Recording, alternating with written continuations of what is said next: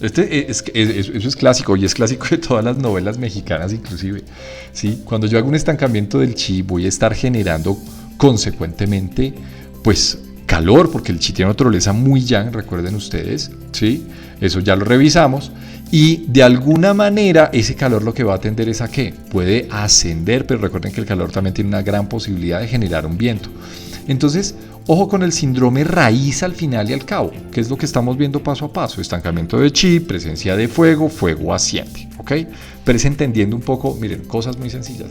Aparentemente hay un vacío grande entre la teoría básica y ya cuando entramos a este tema de los diagnósticos, inclusive los diagnósticos por Sanfu, porque todo es muy bonito inicialmente, pero parece que hay un bache ahí, hay un espacio, y la verdad la medicina china debería enseñarse desde la fisiología, desde el funcionamiento inicialmente, ¿sí? Desde la teoría básica, el funcionamiento, qué es lo que pasa cuando estos movimientos entran en algún tipo de disfunción, pero paso a paso, y eso se describe como fisiopatología, de ahí el nombre de este curso definitivamente, y ya cuando uno ha entendido qué es lo que le está pasando a cada uno de los movimientos, ya tiene una mejor comprensión de lo que va a encontrar en su paciente, por supuesto. Un ejemplo claro de lo que es la fisiopatología tiene que ver con lo que nos enseñan en las escuelas médicas, ¿sí? Entendiendo un poco que primero yo necesito entender el buen funcionamiento para después entender el mal funcionamiento y entender de fondo lo que está pasando. Miren, por ejemplo, acá lo que se explica en base, por ejemplo, al síndrome de ovario poliquístico en medicina occidental, en la parte más superior, en la parte más inferior. Todo lo que nosotros podemos entrar a comprender dentro de la visión de la fisiopatología, ¿sí? Y esto es sumamente importante para que uno pueda entender al final y al cabo el diagnóstico, ¿sí? La presencia de flema es un factor supremamente importante para la producción de un quiste ovárico que al final va a dar muchas manifestaciones de humedad en la parte más superficial, por ejemplo el acné. Y por ejemplo también todo el cuadro de obstrucción dado por oligomenorreas, por amenorreas y demás cosas. Entonces sí que es importante entender un poco esa parte de la fisiopatología. Por ende, entender la fisiología desde el principio es básico para nosotros y vamos a recordar muchos temas, nuevamente empezando desde el chi para que ustedes tengan un concepto y podamos al final se terminan concretar, produciendo específicamente por una disfunción de alguno de estos órganos, pero entendiendo un poco cuál es la función que tiene cada uno con respecto al Sanyao, con respecto a las vías de paso del agua. Entonces, si uno ya entiende esto desde el principio, lo que es normal, uno ya entiende lo que es anormal y no empezamos a grabarnos los síndromes en medicina china para el examen únicamente, sino teniendo de fondo un entendimiento, que eso es lo más importante al final y al cabo. No quiero que se aprendan las cosas de memoria, quiero que para ustedes tenga una lógica. Sí, que eso es lo más importante. Y quizás son de las cosas que pasamos más rápido en medicina tradicional china, pero uno tiene que volver nuevamente a la naturaleza de entender qué es el yin y qué es el yang en el cuerpo. Sí, el yang que representa en el cuerpo, el yin que representa en el cuerpo y qué es lo que pasa cuando yo tengo este tipo de síndromes que son síndromes de insuficiencia. Pero uno tiene que entender muy bien la naturaleza de todo lo que es yin en el cuerpo para entender cómo se manifiesta una insuficiencia yin. ¿De qué órgano? No me interesa en este momento. Lo que me interesa es que ustedes aprendan muy bien qué es una insuficiencia yin. Eso es lo más importante. Y ya después. Entonces, el diagnóstico por 8 principios es como si ustedes tomaran una selfie. Realmente es algo así, ¿sí? Es ver todo el panorama de una manera general sin ir a conceptualizar los síndromes específicos, ¿sí? ¿Qué me permite hacer el Bagang o el principio del diagnóstico a través de los 8 principios? 1. Escogencia del tratamiento inicialmente. 2. Saber ante lo que yo me estoy enfrentando sin ir a conceptualizar, ir a ponerle un apellido exacto al síndrome por Sanfu, pero me permite tener una visualización de manera muy general, entendiendo un poco lo que hicimos en la revisión por sistemas. Esa de las cosas más complicadas que a mí me parecía es diferenciar muy bien el ascenso de yang hepático versus el fuego real de hígado.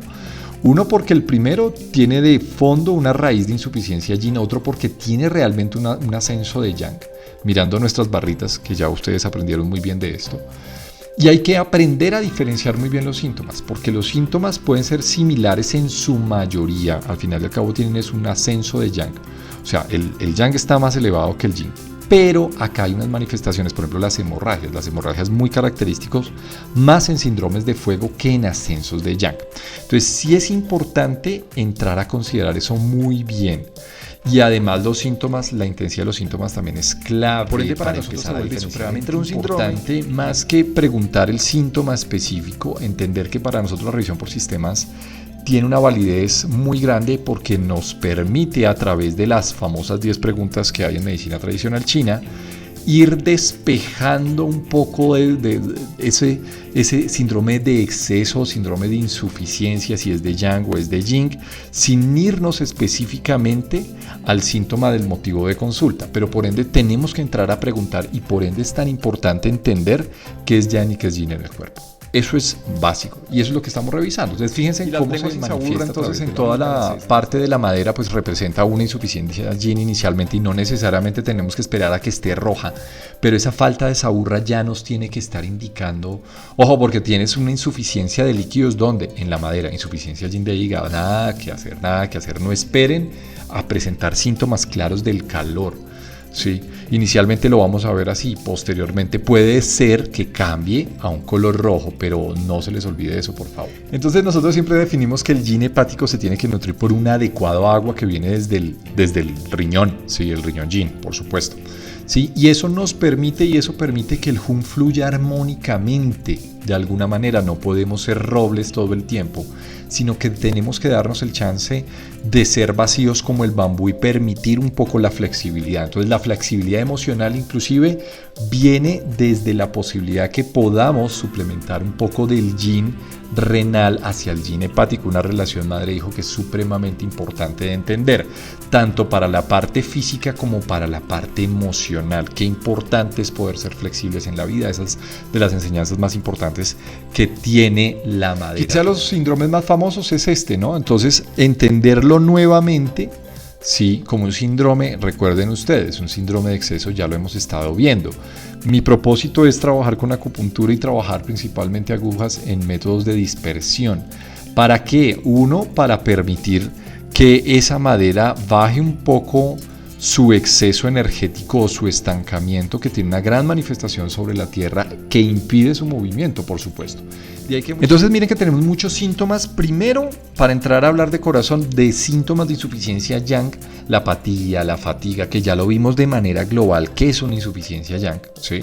Toda insuficiencia yang siempre acarrea en su corazón una insuficiencia yin. Entonces miren que tenemos mucha sensación de frío, la apatía mental, la fatiga, la palidez. ¿Y a mí qué me está diciendo que es de corazón? Síntomas específicamente, por supuesto, cardíacos. Entonces yo puedo tener palpitaciones, por ejemplo, en este caso, que ya me está diciendo, ¿esa insuficiencia yang de quién es? Yo creo que acá es claro, obviamente, recordar la función del vaso, ¿no? La función de hacer la clasificación para dispersar y para no quedarse con nada de humedad.